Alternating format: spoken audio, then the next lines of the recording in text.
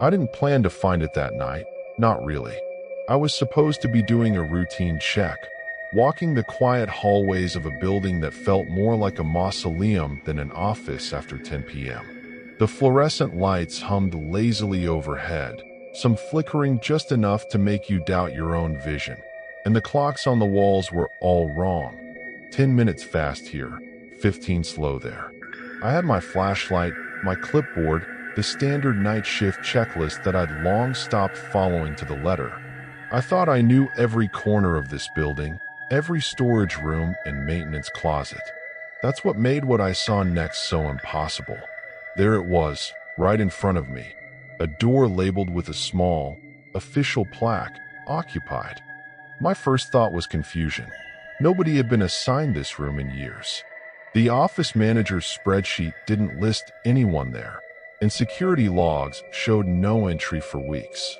Yet the door was slightly ajar, just a crack, enough for the darkness inside to seem alive.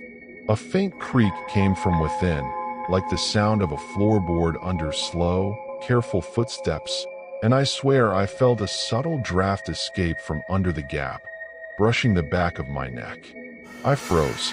There's a kind of paralysis that comes from realizing curiosity might be dangerous, but stopping isn't an option. I could hear it before I even looked closer. A barely perceptible shift of something just beyond sight, something too deliberate to be random. The shadows inside seemed to twist in ways that shouldn't be physically possible, and for a heartbeat, I imagined a silhouette moving just behind the dim light, watching. Not a person, something else. I wanted to knock, to open the door fully, to prove to myself it was just a draft, a trick of the lights, maybe a leftover desk fan moving some papers. But there are rules in places like this, rules you only learn after making mistakes. Looking too long, thinking too hard, stepping too close, all of it matters. And I hadn't learned the rules yet. My heart was hammering. I gripped the edge of the door frame, half expecting it to shift under my hand, half expecting the room to be empty when I dared to peek fully. And it was. But the emptiness wasn't empty. There was a weight there, a subtle insistence, a sense that this room had been expecting me, or maybe had been waiting for me. I could hear the faintest scrape of something moving in the shadows, like a chair sliding across a floor that hadn't existed for years. I shouldn't have been here. I knew that in the back of my mind, but the room called anyway, the signs subtle yet undeniable. And when I finally tore my eyes away, stepped back, forced my hands off the doorknob, I realized the building wasn't ordinary. That one night, I learned that some spaces have rules you can't ignore, and some rooms are already in use. Before this, I thought I knew the building, thought I understood what it meant to work nights. But this started before I realized that just looking, just noticing, could be the most dangerous choice of all. When I first took this job, I thought it would be simple. Clean, check security, make sure nothing broke during the night, and disappear before the sun even thought about rising. Night shifts were ideal for me then. Quiet, easy money, nobody breathing down your neck. I had a little routine I clung to, the kind that made hours stretch like chewing gum. Empty hallways, fluorescent lights humming, the occasional squeak of a chair rolling across the floor. I could walk the same paths over and over without a single interruption, and that was comforting. Boring, yes, but comforting. I remember laughing at myself the first week. There I was, meticulously wiping fingerprints off a metal railing that probably hadn't been touched in months, muttering to myself about how thrilling night work was. The mop squeaked, my shoes echoed down the long corridors, and the old vending machines groaned as if mocking my existence. The copy machines, relics from some decade past, jammed at least once per shift, and I'd sigh and hit them until they obediently spat out their papers.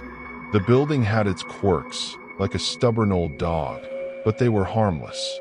Mostly, flickering lights became a part of the soundtrack. At first, I blamed them on bad wiring, age, or cheap fluorescent tubes. But sometimes, I'd swear a light would flicker just after I passed it, not before. Doors that were supposed to lock automatically stubbornly refused to do so, clicking lazily as if daring me to notice. A faint draft would drift down hallways where windows were long sealed, carrying a cold that didn't belong to any vent. I shrugged these off.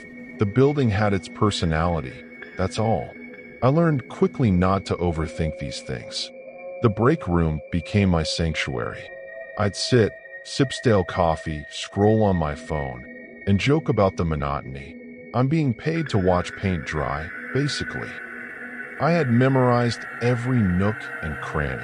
The storage closets lined with cleaning supplies, the stairwells echoing my footsteps, the lobby with its dusty reception desk.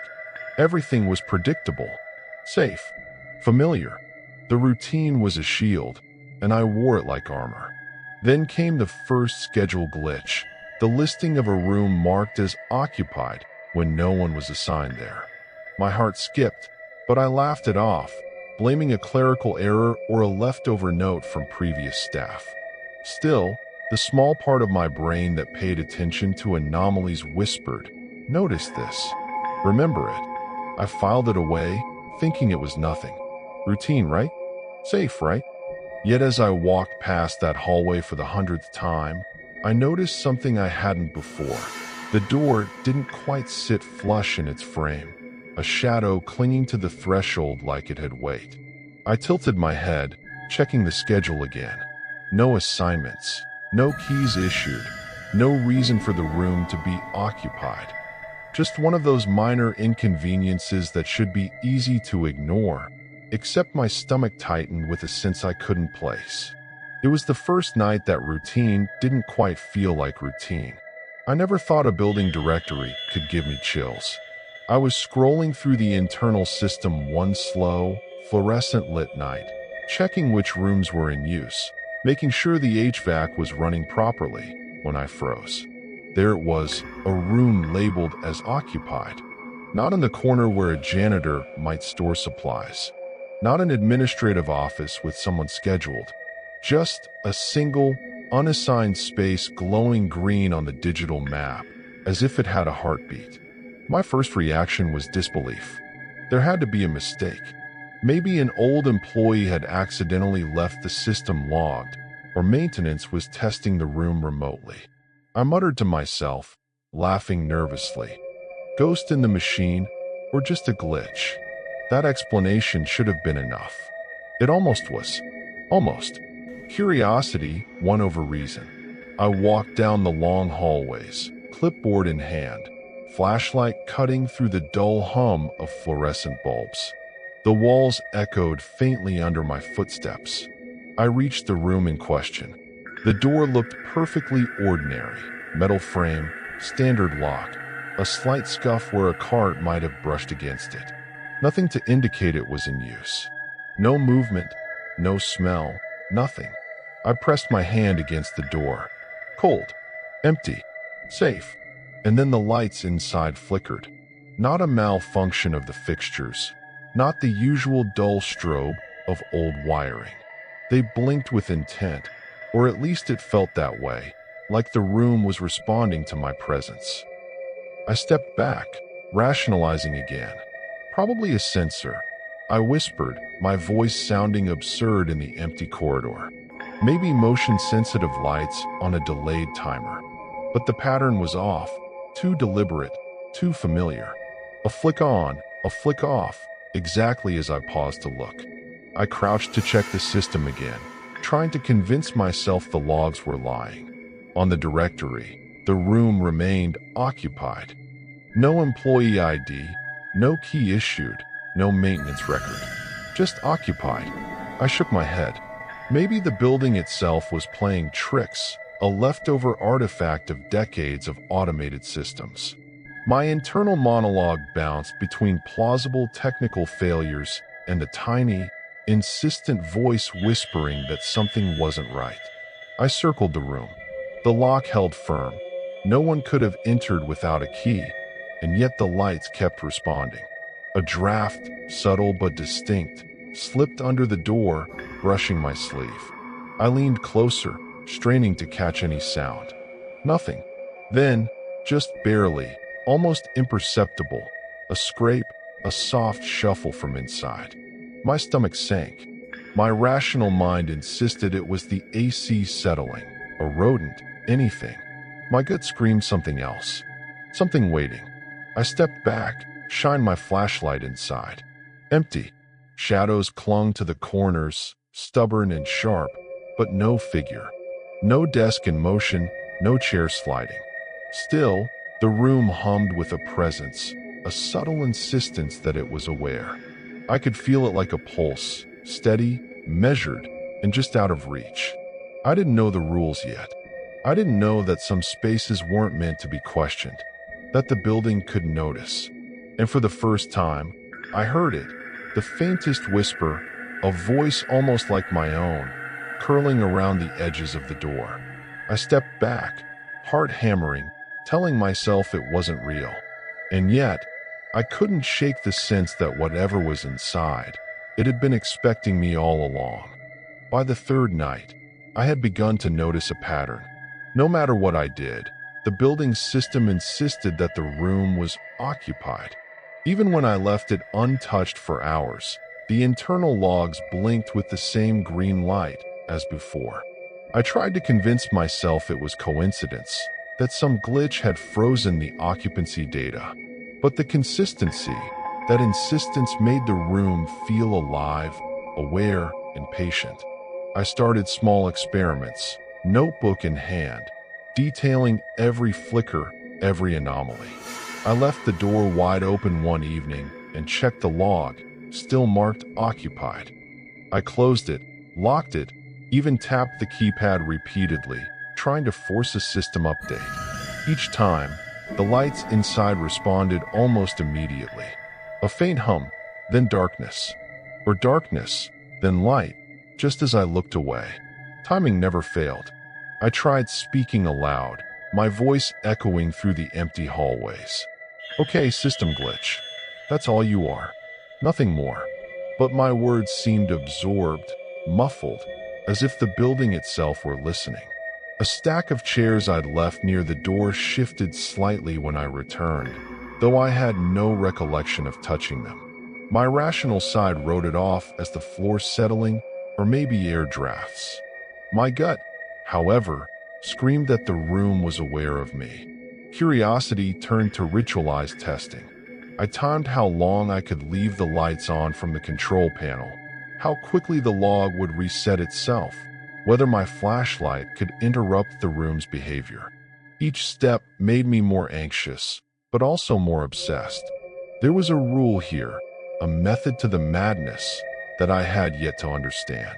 I wasn't sure who had made it, or what it intended, but the system responded like a living organism, enforcing invisible laws I couldn't see.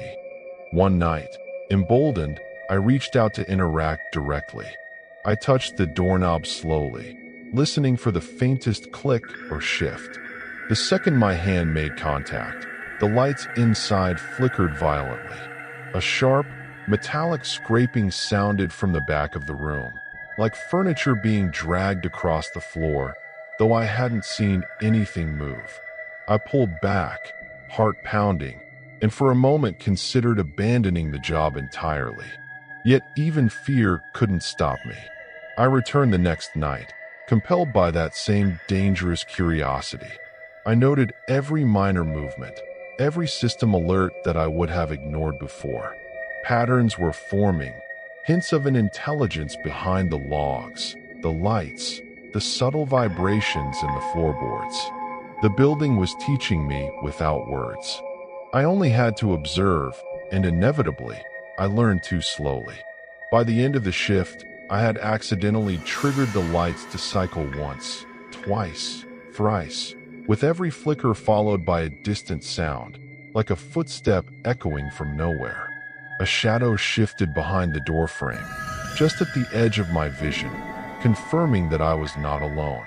Something was waiting, enforcing its rules in silence. and I was still unprepared. I started writing them down. The rules that no one gives you, the ones you figure out too late. I called it my survival guide, but the more I documented, the less confident I felt that surviving was even possible. Rule 1. Never enter the room when the system logs it as occupied. It sounds simple, obvious even, but instinct wants you to investigate. The curiosity is unavoidable. Every time I thought I was clever, I was reminded how little control I had. Rule 2. Do not acknowledge noises. Laughing, whispering, tapping your pen, even muttering under your breath, all of it matters. The room listens. The building listens. Whatever resides in that space seems to record attention like a predator marks prey. Rule 3. Check the logs sparingly, if at all. I learned the hard way that the digital display isn't just informative, it's reactive. Too many glances, too many keystrokes, and subtle shifts begin. Lights flicker, shadows drift, objects move slightly. You think you're observing, but you're participating in its game. Rule 4, the one I still hesitate to write in full. Never assume the rules are complete. There is always something unspoken, something the logs, lights, and walls will never reveal until it's too late. You imagine control, you imagine safety, but the building, the room, does not abide by human logic. I warned anyone who would listen, the silent viewers of my notebook and my internal monologue. If you find yourself managing this place, if a room appears on a log with no human inside, step back. Do not test it. Do not question it. Survival is a matter of obedience, of small attentions, of humility. And yet, even with all the warnings written in careful loops across pages, I broke one rule. A glance at the digital system, an innocent curiosity, really, was all it took. A soft hum began behind the door, almost imperceptible, like static from a distant radio. Shadows stretched across the edges of the room in ways physics shouldn't allow. I froze, realizing instantly what I'd done. The rules weren't suggestions. They weren't even complete. They were barely enough to buy you a moment of breathing room before the room claimed your attention fully. The last note I wrote that night was a single line. No one survives by thinking they understand. By the time I closed my notebook, the soft clicks and whispers had started again, this time synchronized with my every move. I had crossed the invisible line, triggered something, and yet I couldn't look away. It started with a single message in a forgotten thread buried on one of those obscure forums you only find by accident. The subject line was simple: Room 47, you're not alone. I clicked, expecting a prank or a ghost story someone had spun to get attention. Instead, I found fragments, posts that ended mid-sentence, typos, timestamps from years ago. I managed the East Wing for a month, but room 47 always said occupied. I never saw anyone inside, but the shadows. It stopped there. No follow-up. No explanation, just an ellipsis, like the writer had been interrupted, or worse. I dug further. Reddit threads mirrored the same experiences. Users described the room exactly as I had. Digital logs marking occupancy when the space was empty, lights flickering, faint noises that responded to attention. Some claimed they had quit, others vanished without a trace. One comment caught my eye. Quitting isn't leaving, it's abandonment. The room remembers. I stared at my screen, the fluorescent glow painting the office in harsh, sterile white. My hands shook slightly. The horror wasn't unique to me.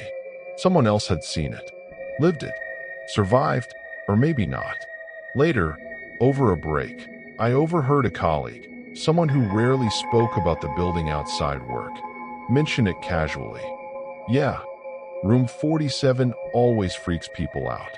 I just ignore it. Most don't last. The voice was calm, mundane, but I felt the weight of their words like a hand on my shoulder. I felt relief, strangely. I wasn't losing my mind. The room, the logs, the flickering lights, they weren't figments of stress or imagination. Someone else had confirmed it. Someone else had lived it. But the relief was shallow. Validation came with a cost. Now I knew it wasn't just a room. It was part of a system, a repeating pattern, a phenomenon beyond me. And with that awareness came fear. If others had disappeared, if warnings stopped mid-sentence, if abandonment had consequences, what would happen when my curiosity deepened? I debated quitting. I really did. I considered handing in my badge, turning off the computer, leaving the building in the middle of the night. But I didn't. My mind was already too tangled, too invested. I needed to see it fully, to understand what made a room occupied when no one was inside. I knew the risks. I knew the warnings were incomplete. But the pull of knowing was stronger than the instinct to run. And so, I decided to stay, just one more night, one more shift, to see if I could finally unravel the truth behind the logs, the whispers, and the shadows that no one else wanted to acknowledge. The forum threads and the colleagues' words echoed in my mind. I was not alone, but neither was I safe. I spent the next week buried in archives, blueprints, and municipal records. Every night, I returned to the same small desk in the office, sifting through yellowed papers, brittle schematics, and digital folders labeled Maintenance, Do Not Delete. The more I dug, the more the building's history unraveled like a poorly tied knot, and the deeper the unease became. At first, I thought the room was new, an oddity in the building's layout, an unused storage space someone had converted. But the blueprints told another story. Room 47 appeared in layouts going back decades, though curiously absent from public plans and official permits. It was never officially part of any business that had operated there. Its walls were drawn, measured, and labeled, but no registry showed it existed. It was as if the architects had planned it, but someone, or something, decided it should remain hidden. I found employee rosters from the 1980s, 1990s, early 2000s. Night shift workers, all names now faded from memory, were noted as having access to every room, except room 47. Oddly, the log entry showed that it was always marked as occupied, regardless of who was on shift. Some rosters even had notes. Subject failed to report. Room remained active. Others mentioned disappearances, sudden resignations, or extended leaves that never ended. It was almost like the room itself was managing attendance, deciding who remained and who vanished. Digging through old maintenance logs made the hairs on my neck stand on end. Lights replaced, locks checked, carpets vacuumed, everything noted with precision. But some entries were impossible. One from 1974 read, Room 47 clean, all systems normal, occupant compliant. Compliant. What did that mean? Another, decades later, simply said, Occupant returned to baseline. Nothing about names, nothing about people actually being present. Just compliance, maintenance, and observation. The more I read, the more it became clear. The room thrived on attention, on curiosity, on the simple act of noticing it. The logs weren't just records. They were active, almost alive, feeding off whoever dared to investigate. I could see the pattern. Every time someone questioned its existence, checked its status, or entered its threshold, the activity inside increased. Flickers, noises, shadows, all responses to awareness. I traced previous businesses at the address: a printing company, a storage facility, a small office supply shop. None reported room 47. None mentioned odd incidents in official documents. But local newspapers hinted at employee anomalies and unexplained resignations that were quietly settled or ignored. There was no clear explanation, only gaps, censored paragraphs, and missing pages. It was as if the room had always been there, silently shaping its environment and the people around it. And the world had simply agreed not to notice. And then it hit me. As I cross-checked current digital logs, my name appeared. Assigned, my name, room 47. I stared at the screen, breath catching. It wasn't just a coincidence. The room wasn't passive. It knew me. It had always existed in this building, feeding off the night, observing the work, noting the curiosity. My investigation, my obsession, my attention, it had been logged. I wasn't an outsider looking in. I was already part of the system. For the first time, I felt the weight of inevitability.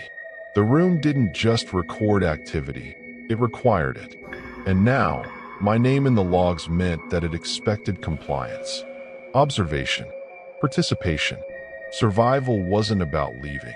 It was about understanding the rules I had never been told. I leaned back in my chair, the office quiet except for the soft hum of fluorescent lights, and realized something chilling. The room had always been occupied, long before I arrived, and long after I would inevitably be marked as another name in its eternal ledger. I wish I could tell you there was a dramatic reason I finally opened the door. A fire alarm, a scream, some unavoidable emergency that forced my hand. But the truth is worse than that.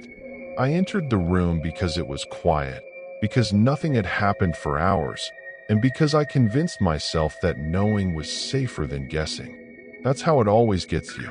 It was just after 2:30 a.m. The building was in its dead zone. No elevators running, no scheduled system checks, nothing automated enough to distract me. The logs still showed room 47 as occupied.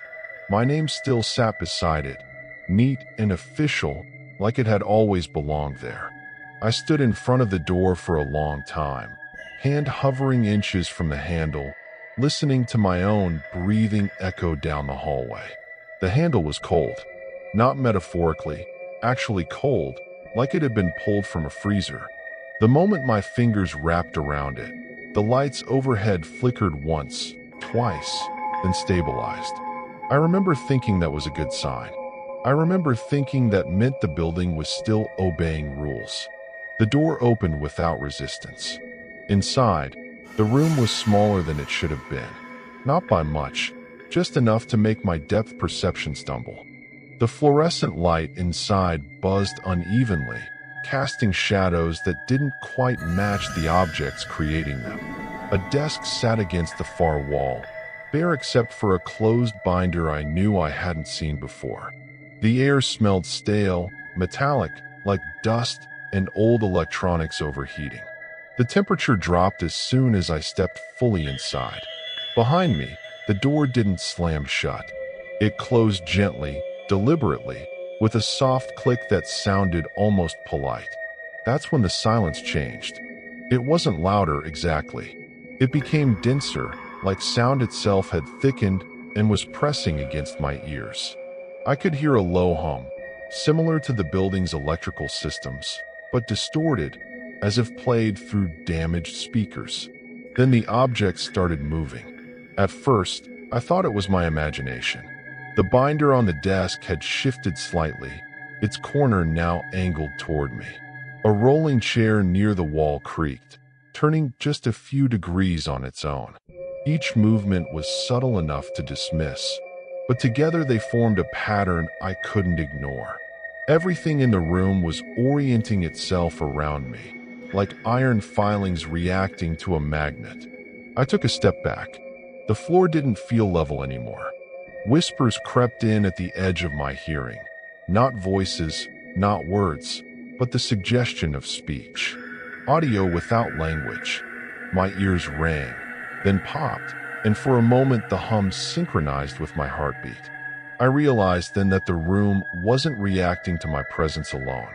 It was responding to my attention. Every time I focused on something, it responded.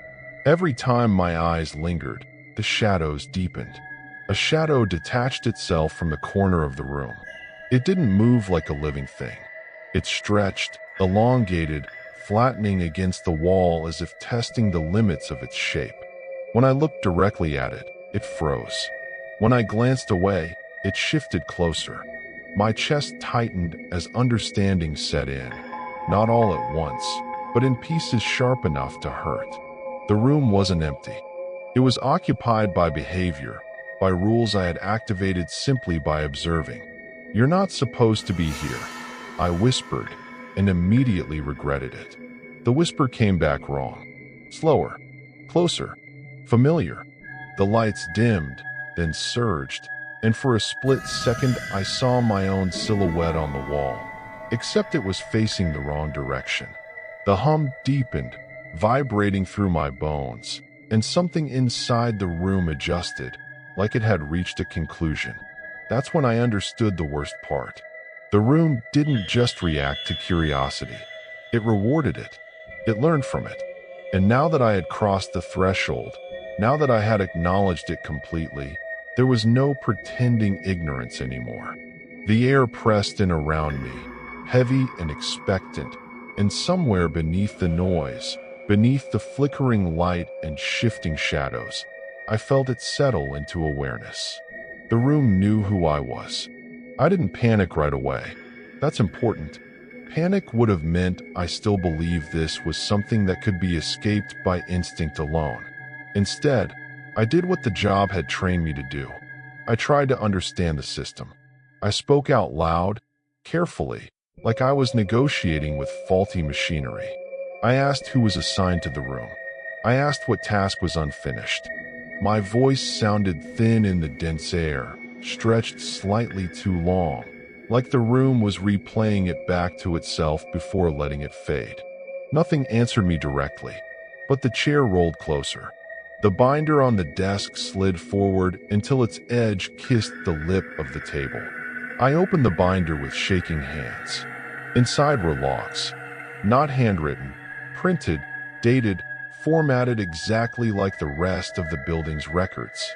Shift times, task confirmations, break acknowledgements. Every page ended with a blank line labeled employee signature. Every page except the last. The last page had a name on it. Mine. Behind me, something clicked. Not a sound, exactly a change in state. The fluorescent light steadied. The hum softened. The room had gone from reactive to attentive. I realized then that it wasn't waiting for me to leave. It was waiting for me to continue. I pulled out my phone and started recording, more out of reflex than hope. The screen flickered, struggling to focus. On camera, the room looked normal. No shifting shadows, no creeping chair. But the digital clock in the corner of the frame kept skipping seconds, sometimes jumping backward, sometimes stalling entirely. When I checked the building system app, room 47 refreshed in real time. Status, occupied. Attention, active. That wasn't a field that should exist. As I watched, the word active blinked, then changed. Attention, sustained. The binder thumped shut on its own. That's when I understood the rules. Not because they were explained, but because they were demonstrated. The room needed attention the way a fire needs oxygen. When I looked at it, focused on it, tried to document it, the space felt fuller, stronger. When I looked away, when I closed my eyes even for a second, the hum weakened, the shadows flattened, the pressure eased. Ignoring it didn't make it disappear. It made it slow, breaking the rules, entering, speaking, documenting, made it faster. More precise, more personal. The desk drawer slid open. Inside was an ID badge. Worn, scratched. Not mine. The photo showed a man about my age, eyes hollow, expression fixed in the same tired neutrality every night shift worker develops. His name rang a bell. I'd seen it before. On the forums. In a post that stopped mid-sentence. The room didn't want violence. It didn't want fear. It wanted continuity. A monitor on the wall flickered to life, displaying the building schedule. Rows and rows of shifts scrolled past, stretching years into the future. Every slot filled. Different names, same room, same hours. At the bottom of the list, blinking softly, was a prompt. Confirm assignment. My chest tightened. I finally asked the question I'd been avoiding. What happens if I don't?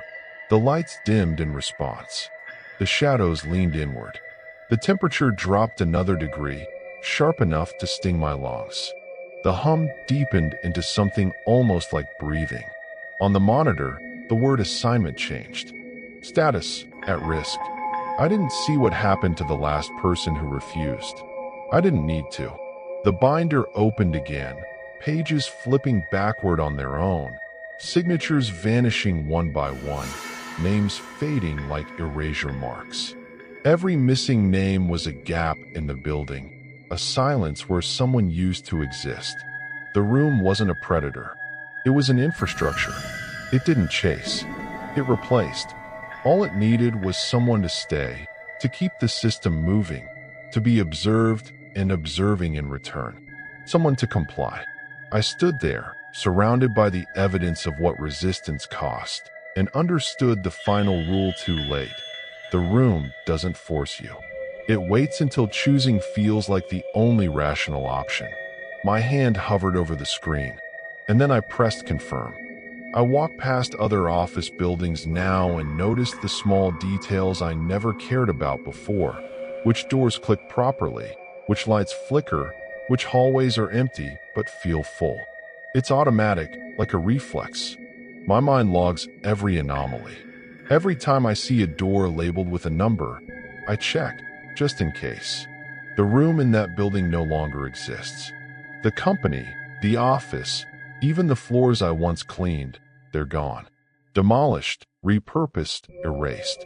Yet, every time I open my phone, check old emails, or glance at the internal app once saved, room 47 still appears. Occupied.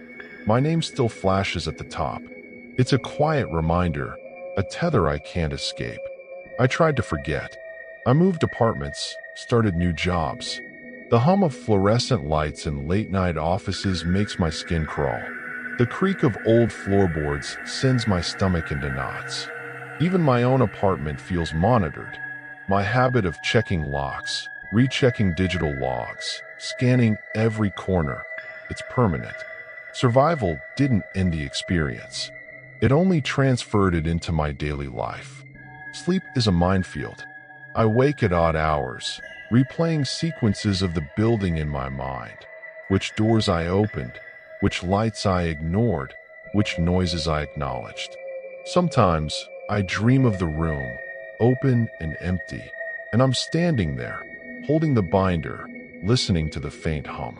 In the dream, it's always waiting, watching, patient, and when I blink in the dream, the shadows inch closer. I avoid certain buildings now, not because of fear, exactly, but instinct. A hardware store with a back room I never enter. An old office tower with dark windows after hours. Even a familiar friend's apartment can trigger the memory if the layout is just wrong. The world has become a series of patterns I measure and avoid. My routines have changed. I double-check everything. I hesitate before pressing keys, before unlocking doors, before acknowledging systems. People ask me if I'm okay. I smile and nod, make jokes about being paranoid or detail-oriented. They don't understand. They can't. The imprint isn't something that fades. It isn't a lesson. It's a permanent map engraved into my reflexes. Room 47 didn't disappear. It moved into my mind. And every time I glance at a screen, or notice a door labeled with a number, or hear an unusual creak in a quiet hallway, I remember that confirmation I pressed, that choice to comply, that quiet surrender. I survived. The building is gone, but I'm still assigned. The hum follows me, just beneath the surface, and I know, no matter where I go, it will always be there. If you're still listening, this part matters more than anything else I've said. You don't need to work in an office like I did. You don't need night shifts, or cleaning duties, or access to internal systems. That's what I got wrong at first. I thought the room chose me because of proximity, because I was there after hours, because I noticed it. But attention is enough. Empty rooms exist everywhere, and used offices, locked storage spaces, hotel rooms marked unavailable, doors you walk past every day without questioning. Most of them are harmless. Some of them aren't empty at all. Some of them are already listed as occupied long before anyone checks. If you've ever noticed a light on where no one should be, a door that never seems to open, a room that doesn't appear on public maps but shows up in schedules or directories, that wasn't a glitch. It was a test. And the moment you paused to think about it, the moment curiosity replaced routine, you became visible. I've seen references to other sites since then. Different buildings, different cities, same language, same rules. The names change, the layouts change, but the pattern doesn't.